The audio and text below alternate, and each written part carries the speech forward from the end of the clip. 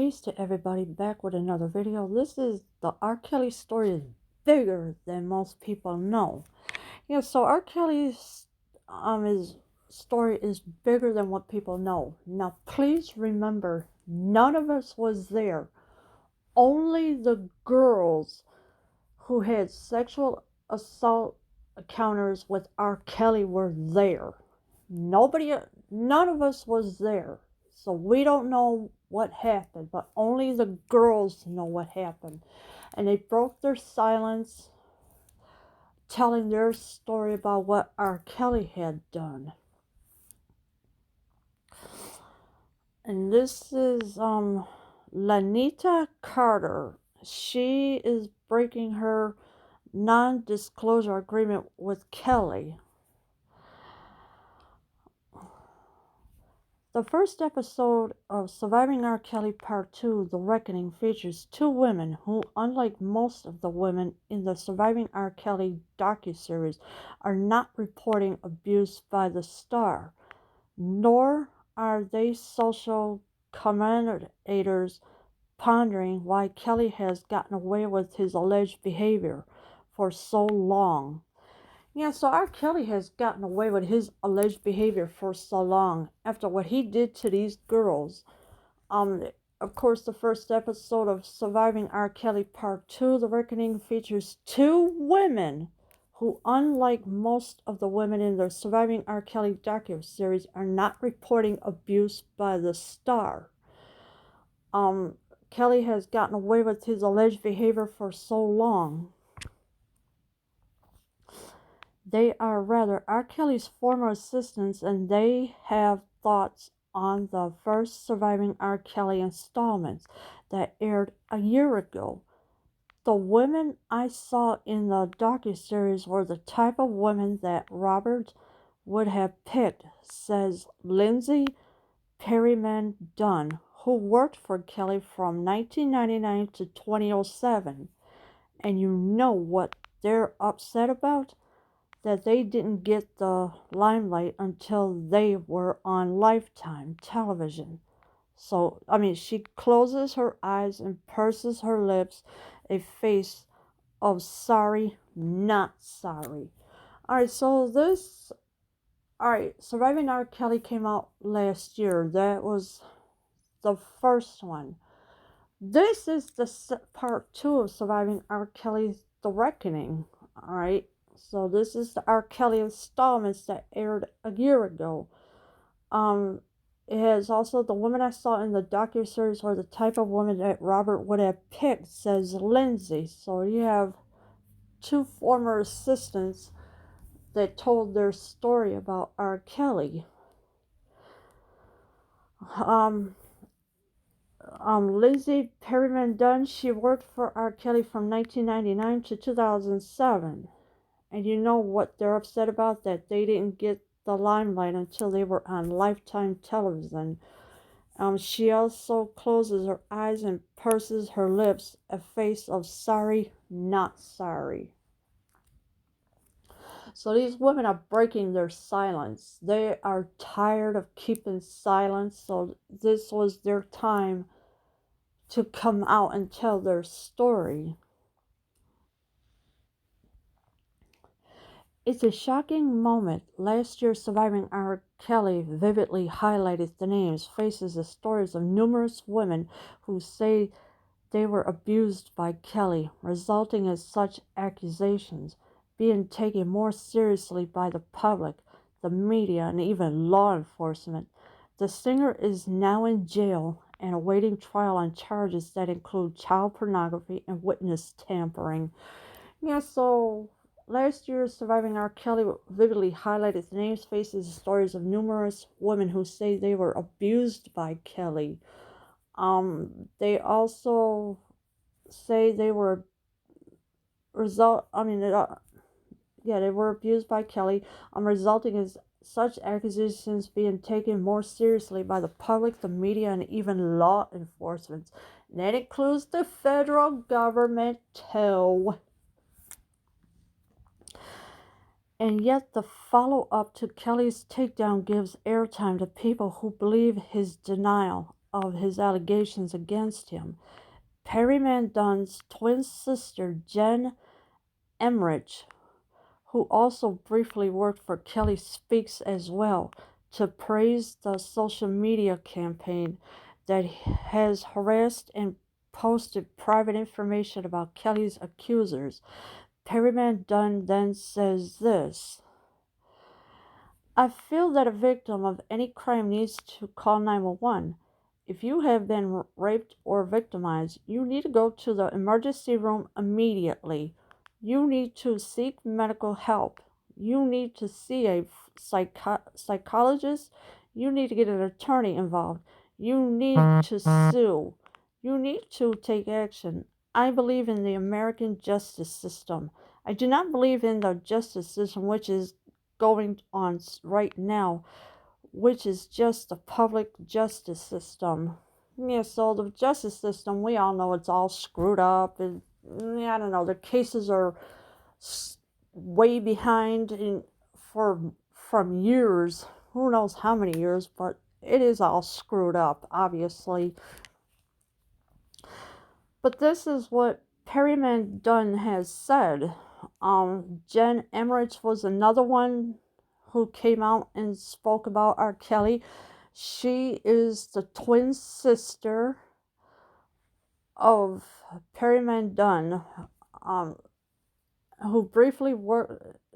Jen Emmerich briefly worked for Kelly Speaks as well to praise the social media campaign. And of course, you know, R. Kelly is still denying all these allegations, but he could deny them all he wants. Because the more that women keep coming out telling their stories, the more charges are going to keep being piled up on him. And the latest charges on him is the bribery charges. Even his own brothers are speaking out against R. Kelly. Bruce Kelly and Carrie Kelly, his brothers. Now, Bruce Kelly, he's in jail, but I forgot what for, but I'll come to that some other time. And Carrie Kelly, he also told his story too of what R. Kelly has done. That statement might make some sense on its face, but as the documentary goes on to demonstrate, it's incoherent in the context of the nearly 3-decade Kelly scandal, in 5 episodes airing over 3 nights, starting tonight. Part 2 elaborates on known allegations, bring new ones to the forefront, unpacks the cultural context for abuse, and describes the reception to the documentary first edition. Moreover, it demonstrates that any limelight alleged victims receive is dangerous, that the American justice system often proves insignificant to stop serial abusers, and that no amount of evidence will lead certain people to condemn a culturally prominent predator.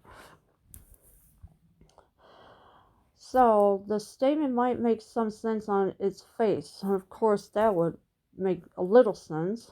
As the documentary goes on to demonstrate its coherence in the context of the nearly 3-decade Kelly scandal.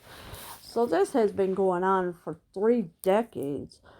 30 years, yeah, they've been letting it go, this and that, and of course he got acquitted the first time because R. Kelly had to pay off thousands of dollars just to get acquitted. Well, this time he's not going anywhere. He's still sitting in jail until his court date and court trial, of course. Of course, he's in a lot of trouble. Moreover, it demonstrates that any limelight alleged victims receive is dangerous, that the American justice system often proves insignificant to stop serial abusers. So R. Kelly was the abuser. And of course, like I said, you got to start all the way back with Aaliyah. And you know, even Damon Dash in Surviving R. Kelly Part 2 had told his story tonight. He was upset. He was upset with R. Kelly because R. Kelly had hurt Aaliyah in a way. Because really, if you really think about it, Aaliyah really did not want nothing to do with R. Kelly. She really didn't. But the bribery thing happened, and of course, he made or his former bodyguard had made a fake marriage certificate thing, putting Aaliyah from 15 to 18, which that's illegal. You do not forge an age on a marriage certificate because that's a big no-no. And of course, when Aaliyah's parents found out, they were upset as well. Like its predecessor, the documentary is a piece of workmanlike TV that relies on restless editing, conspicuous background music, and repetition, with talking heads providing both sharp insight and familiar platitudes. Some of the alleged victims who participated in the first documentary have declined to sit for the second one and have alleged behind the scenes insensitivity by Lifetime's team. Many of R. Kelly's accusers, though, do return. There's no denying the force of the material here, nor of the ambitious decades spanning multi-angle tale that the series tells. So some of the girls that did tell their story the first time, they came back again to tell their story some more about what he has done. And of course, some of the alleged victims who participated in the first documentary have declined to sit for the second one and have alleged behind the scenes insensitivity by Lifetime's team. But the accusers, they did return to tell their story. There's no denying the force of the material here, nor of the ambitious decades spanning multi-angle tale that the series tells. Now, some of the girls, or a couple of the girls, I should say, on Surviving R. Kelly Part 2, yes, they have shed tears because it's painful to talk about it. And when you are sexually assaulted, you just want it to go away. But when the accusers came back, they were shedding tears because, it's so painful. They don't want to go through this, but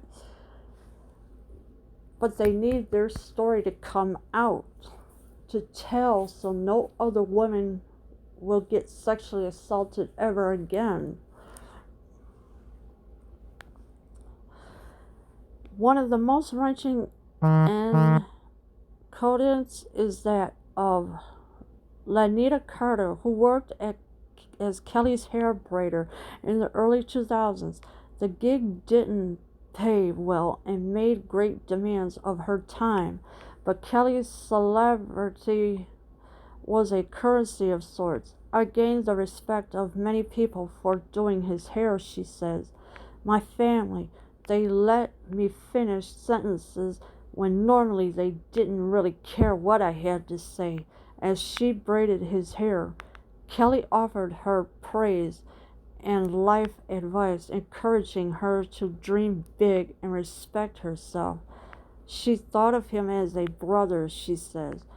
Then one day, according to Carter, Kelly demanded oral sex, and when she resisted, he forced himself on her.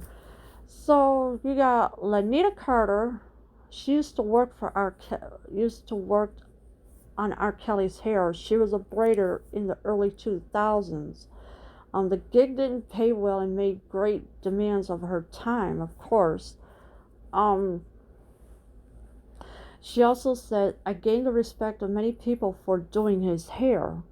My family, they let me finish sentences when normally they didn't really care what I had to say. So, anytime she spoke out, her parents would not let her finish her sentence.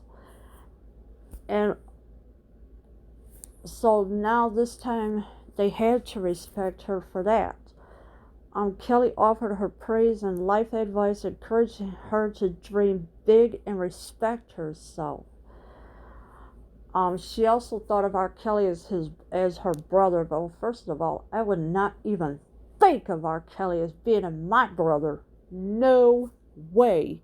Not after what he did to these girls. No thanks. Then one day, according to Carter, Kelly demanded oral sex, and when she resisted, he forced himself on her. So Kelly demanded oral sex from her. She resisted, then he took it and forced himself on her. So, I mean, he's a sick individual. Let me put it that way. This is why he's in jail right now, because all these charges are piling up at every angle you could throw at him. Even his lawyer is saying, oh, well, this is so ridiculous. They're lying this and, well, first of all, Mr. Greenberg needs to shut up and sit down somewhere because he was not there. He had no idea what was going on. So what was he thinking? Why would he just come out and say, oh, well, this is... No. The lawyer was not there. Only the girls were there, not him. Carter describes the attack in painstaking, moving, and tearful detail. She affords the same level of attention and emotion to what happened next. She called a cousin of hers and asked him to beat up Kelly, but he told her that Kelly was too famous for such vigilant justice. So Carter called the police.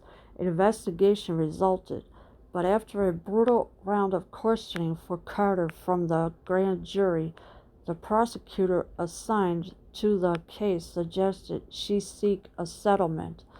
With what she says was reluctance, Carter followed that advice. She is now breaking the non-disclosure agreement she signed with Kelly because money does not heal you, she says. Money does not cover up what you feel. And that is true. Money doesn't heal you. What's money going to do for you? Nothing. It's evil. You think money is more important than your life? No, it's not. Your life is more important than money. Carter had called her cousin and asked to beat up Kelly, but her cousin said no because Kelly was too famous for such vigilant justice. So Carter had to call the police. An investigation resulted, but after a brutal round of questioning for Carter from the grand jury, the prosecutor assigned to the case suggested that she seek a settlement, and of course that's what happened. So this is how R. Kelly got out of it, by having Carter listen to the advice of seeking a settlement. If I was in her shoes, I would have told them, no, I want him to go to jail for a very long time for what he did. But now she broke her silence for the non-disclosure agreement she signed with Kelly because money does not heal you. And it sure is not going to heal anybody else either, because money is not going to do a doggone thing. And also she says money does not cover up what you feel. And it doesn't. It doesn't cover nothing up. What's it going to do? All you're going to do is spend it for food, clothes, rent, bills, whatever you got to pay. It's not going to do nothing for you.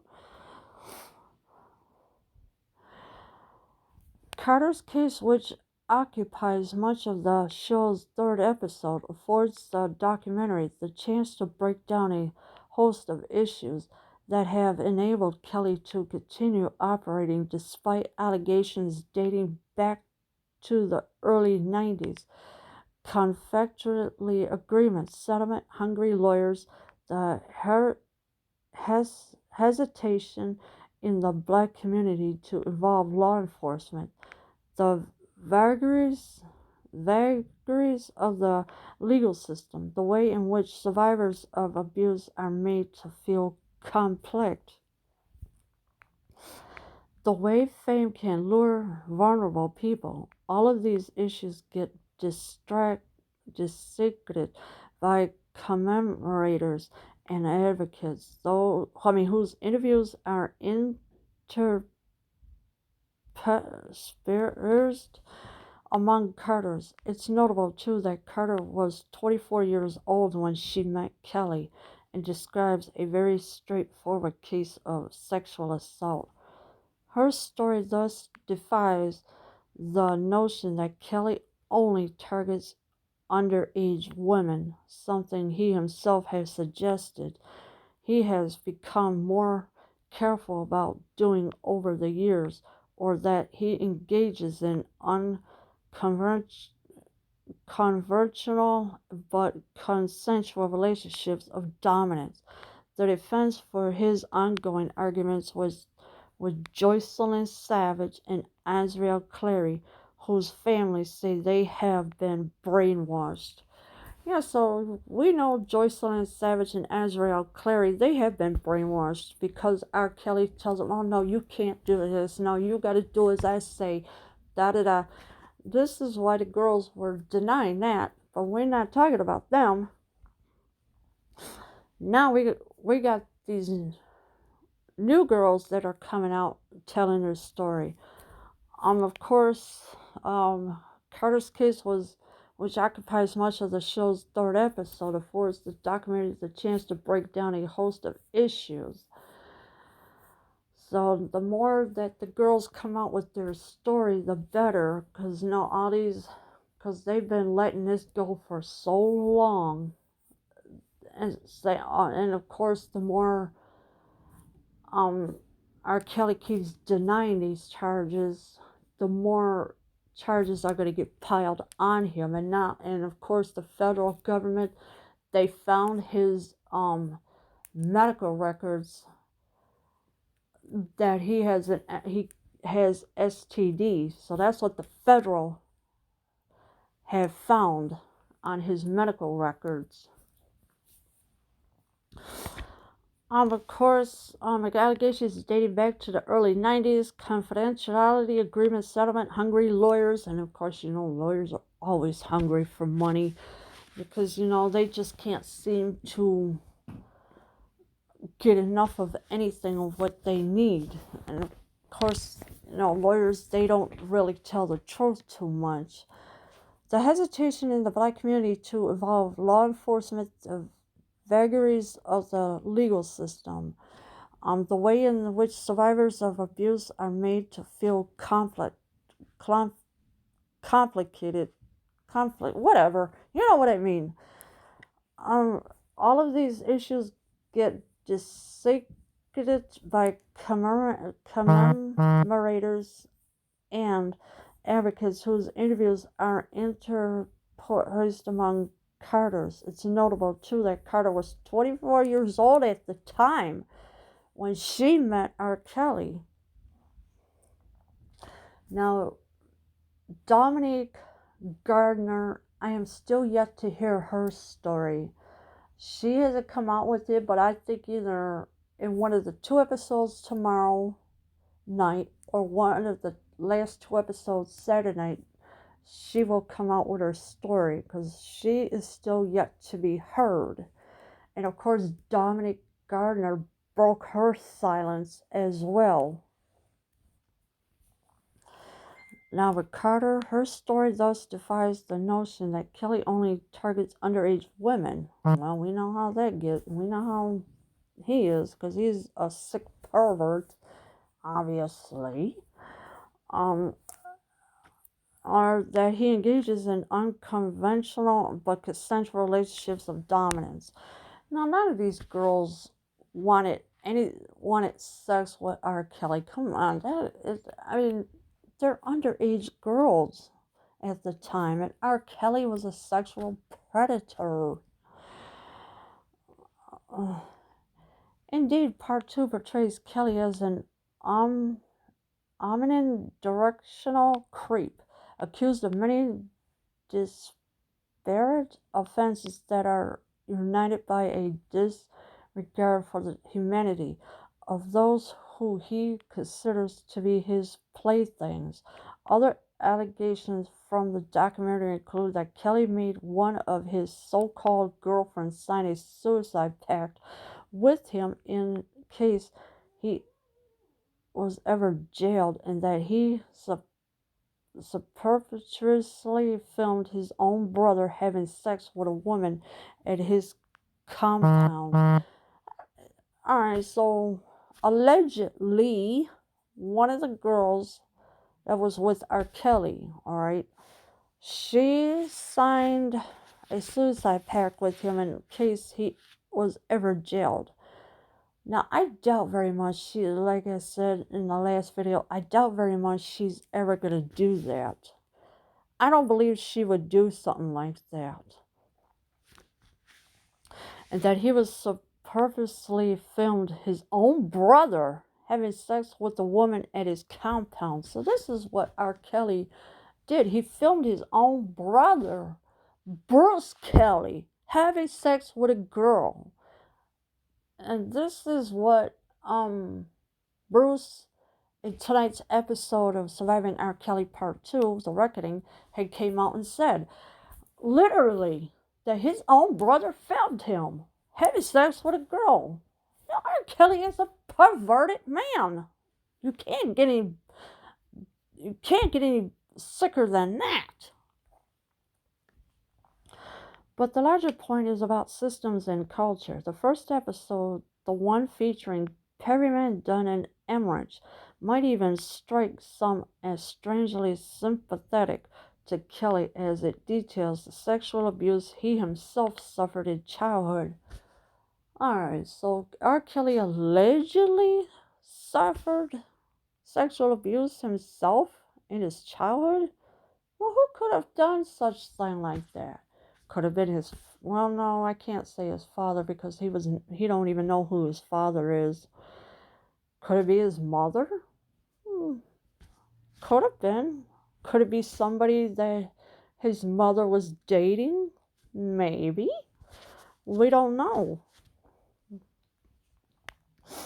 It does so not to exculpate or exculpate him, but rather to show how sexual assault is a problem capable of multiplying itself over generations. And yes, it does go on for generations to come. No matter if it's one of your family members, strangers, anybody that you may or may not know, this is a serious problem.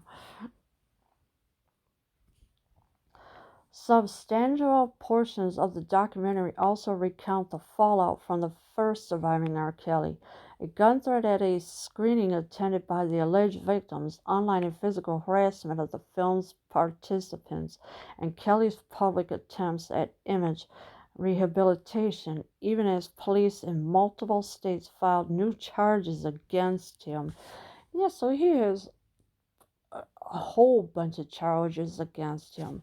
Sexual assault charges, child pornography. The latest one is the bribery charges. He got everything against him right now.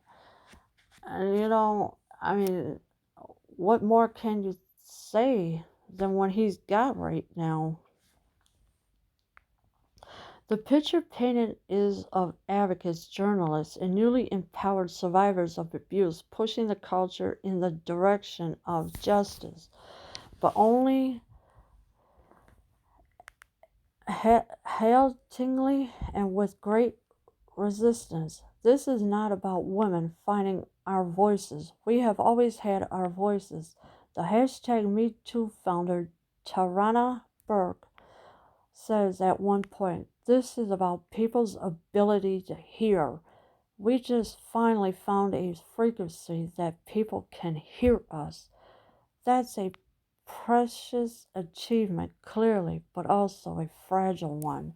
Yeah, so Tarana Burke says she's the founder of the hashtag Me Too movement. Says at one point, this is about people's ability to hear.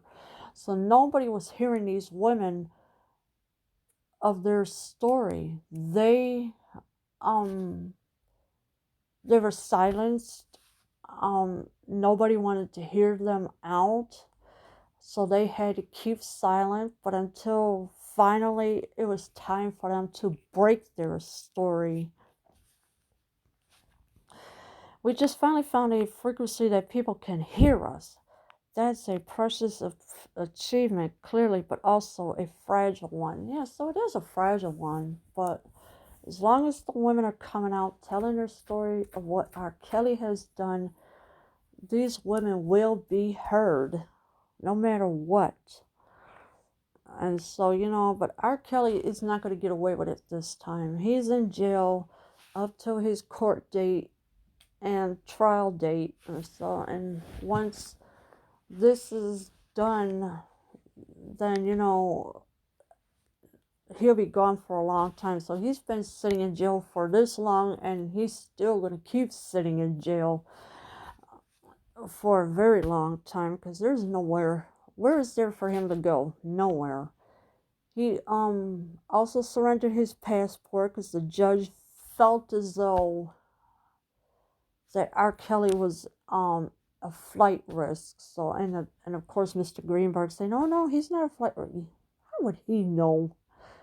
I mean, seriously, R. Kelly's lawyer, Mr. Greenberg, needs to shut up, because he don't know what is going on. Seriously. So, but I'm glad these women are finally speaking out. Like I said, I'm still yet to hear from Dominique Gardner.